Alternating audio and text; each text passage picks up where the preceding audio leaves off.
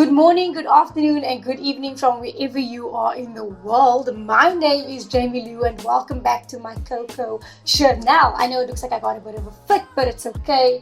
Let's sanitize. Still 2020. Sanitize. Just please. First of all, I'm quite excited, as you guys can see, for today's video because I'll literally be going through my hair journey.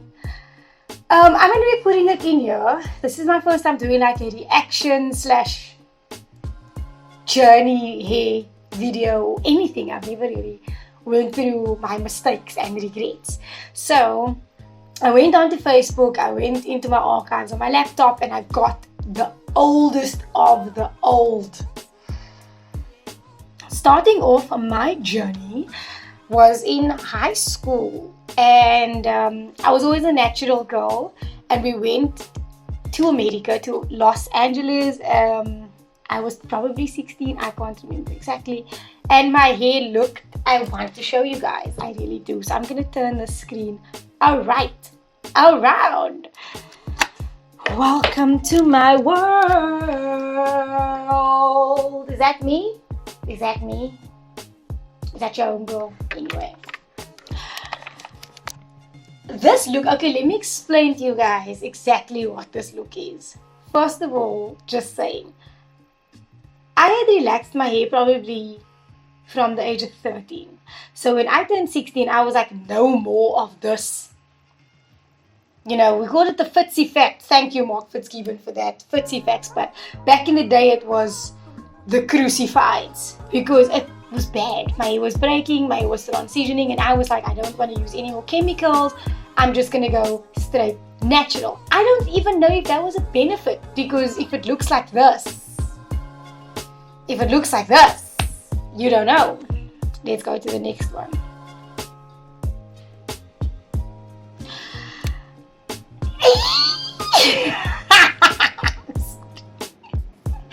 Sorry for my ugly laugh. These curls were 1910 in my opinion.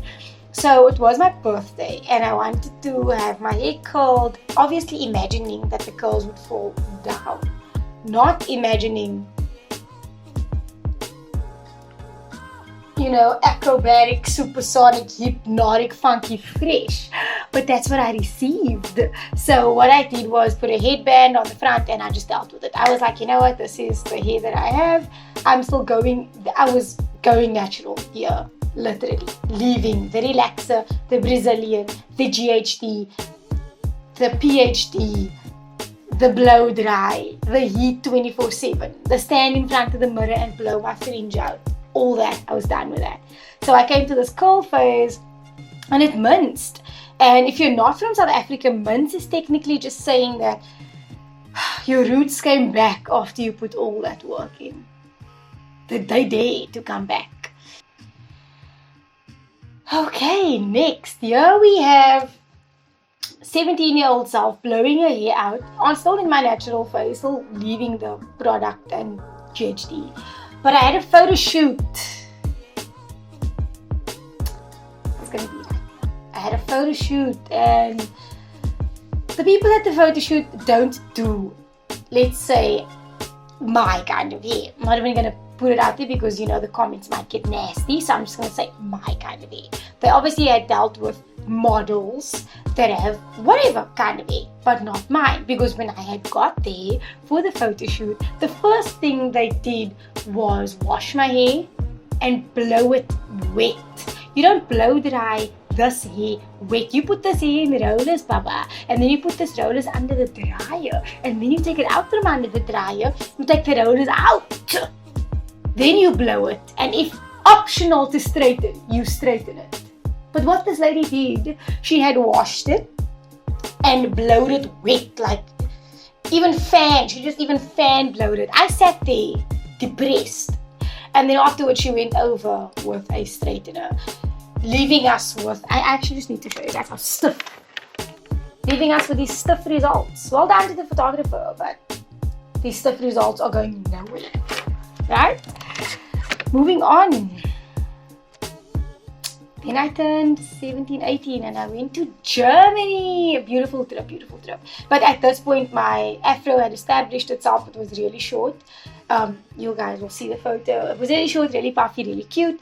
And at this phase, I was literally just spraying my hair wet using any type of leave-in conditioner because I didn't know much about products and I was finding products that were literally specific to my hair. So this photo is quite special. Because the outfit is more of a problem than the hairstyle, but we'll get into that on another day. Because and the plasters on my legs, that's because I had shaved the night before in the dark, so I cut myself. I become so numb, I can feel you there. That was kind of like the moment I was having as a reference. Okay, this is also Germany. Everyone knows the hump hairstyle. We were all doing humps, clip, ponytail at the back. It wasn't for everyone, but if you were a cruise queen, it looked cool. I do regret making my hair that high though, but it was kind of like a cruise hair. I don't care, I wear my hair. It was like a crown that I was trying to be proud of, but looking back, I'm like, just put it down, put a headband on, look neat, look presentable. Damn. Okay, this was after partying the entire night, so I do look like a mess here. Yeah, and that pink jersey has got to go. Also, let's just thank me for my elevation of spectacles. I mean, I started off with those speckies and your girl had moved on. Let me upgrade you. Thanks, I just upgraded myself there, but that was me moving on. So after this, I think I had decided to dreadlock my hair. I put these photos in order. Yeah, I'm not even going to get into that. I'm going to skip past that one. This one, however, is interesting. So I was invited to be somebody's matriculal partner, which South Africa is the farewell dance that you have when you finish with school. I think in America they call that prom, and in other countries I don't know. So sorry for my little knowledge on that. But I wanted a hump. Once again, we've learned our lesson with this hump, but we're actually going back to this hump continuously. And then I wanted curls on the side. I wanted that side hair on the side look. And it failed here heavily because I got to the school where the event was held and it was already out. The entire style was out. The vibe was cruise. As you can see, I'm still busy putting on makeup here. So yeah, guys, that was me learning how to style my afro. Let's put it like that.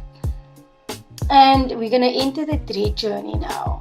Righty-yo, first of all, let's see. Purple is my favorite color, and in this photo you guys can see that, like, okay, so I had gotten my dreadlocks done. I had spoken to my mom, she agreed. We went to the salon in Cape Town, and this lady, my hair was like afro short, and then she threaded it and it was literally the length that it is on the photo, and then I tied it here. I don't know why I did this style.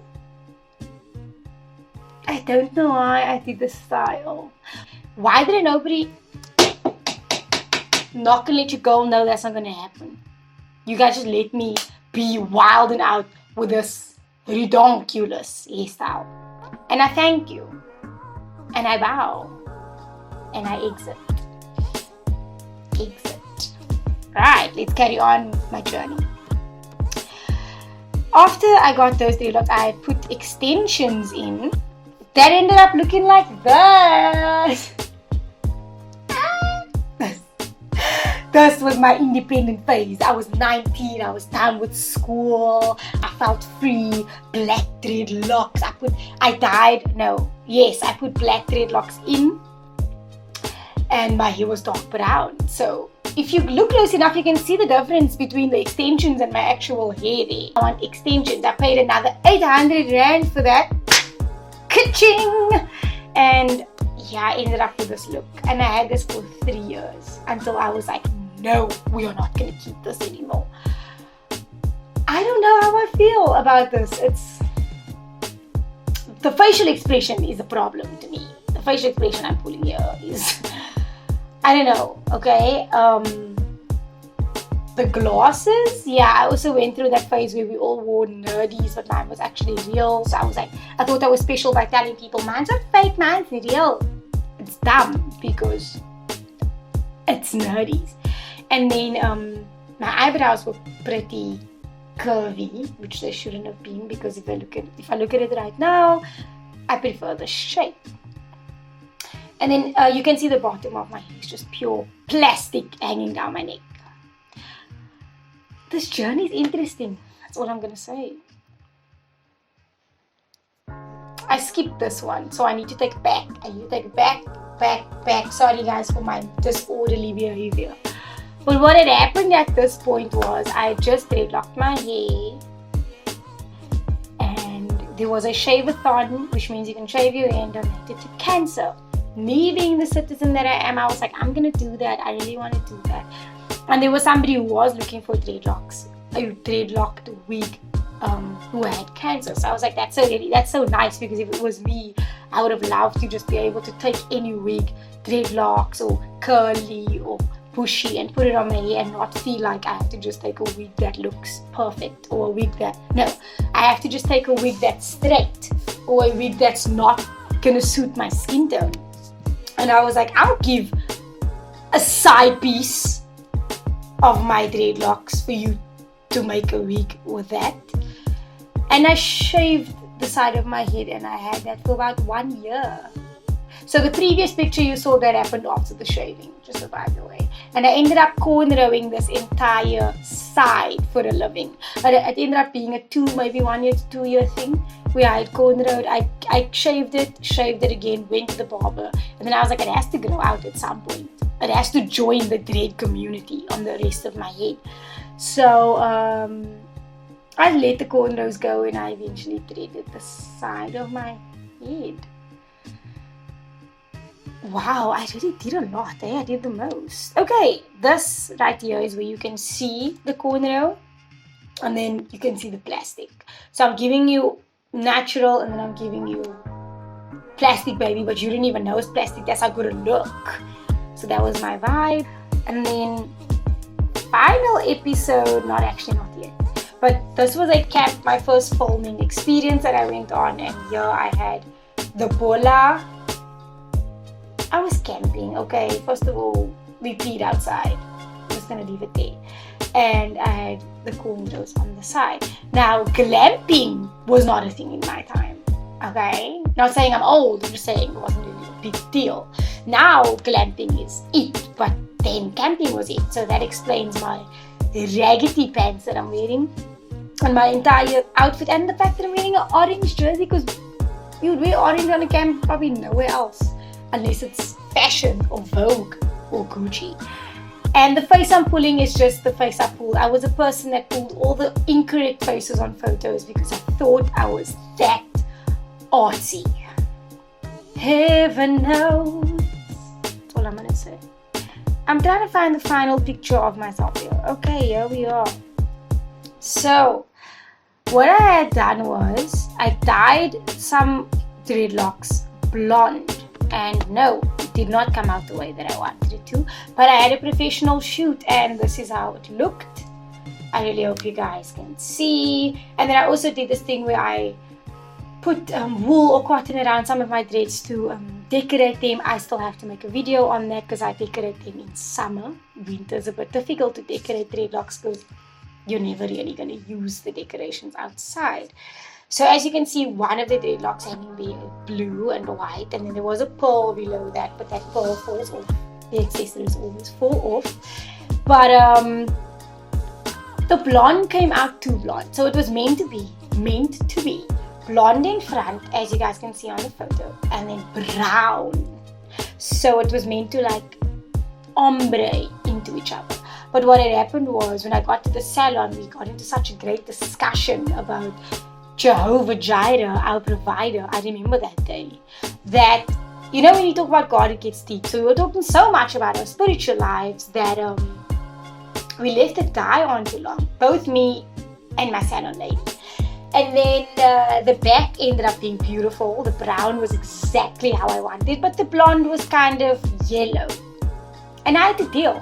But then time went on, and I ended up with this, where the blonde eventually blended in, and as you can see on this photo, so much better, so much more natural. And I think I was 23. Yeah, I think I was 23. Yeah. And I was at an event and I'm wearing way too many jackets. Also, it's very cold sometimes in Cape Town, so I really only found my style, you could say, between 21 to now. I'm still working on what my look is, what my style is, so please forgive me for wearing 2 jackets and a shirt and a necklace that's a sharp tooth around my neck. And that has been the journey, and then this is literally where I'm at right now. I did not dye the blonde any other color. I had left it, and I ended up with this exact color that I have now. What I did do before I went to Greece, which was 2019, I had dyed all of my hair the same color, which is the color that you guys see here. But what I must say is the blonde, I faded in quite well. So yes, I was disappointed in the beginning, but I ended up being quite happy with the end result. And then also, your hair journey is a journey. Okay, so any of you that's been through a really big transition with your hair, keep going, keep doing it. If your aim is to be purely natural, you will get there. I mean, it took me literally 7 years, and then I started threading. So, or maybe it took me 5 years. I really can't remember, but it took me years. And yes, even though I went natural, I still used to blow my hair, but just not straighten it. So I would blow dry it and not straighten it, because I always thought that straightening it was where the damage came from. And maybe not also having the correct products like a heat protector, or having the right serum to put on your hair, because we all know these products were not there back in the day, and if they were there, they were super expensive. So, you know, being natural and going natural became like a trend almost after I already threaded my hair, which was quite disappointing, because I was like, why now? Now that I've changed it completely, went in for the threads wholeheartedly, and here we are with all these products. I'm not even going to mention names, but yeah, and that's why I think for the thread community, I stand out, or I prefer to stand up, because I believe it's kind of one community, the natural hair and the thread community, they kind of blend. Because if you have a story like mine, where your journey went from being relaxed to having an afro, to being like, this afro is a lot to maintain and it's cute, but I don't want it forever, and I want length, to ending up with dreadlocks. Yeah, it's a journey, and it's definitely still ongoing.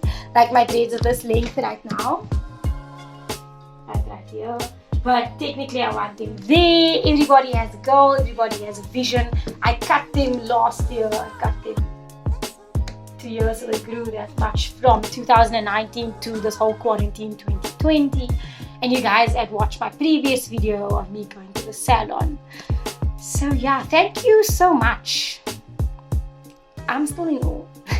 Thank you so much, guys, for watching this video, and for just going through this journey with me, and for literally subscribing all the time and being positive in the comments and adding just your personality to my channel. I really appreciate it.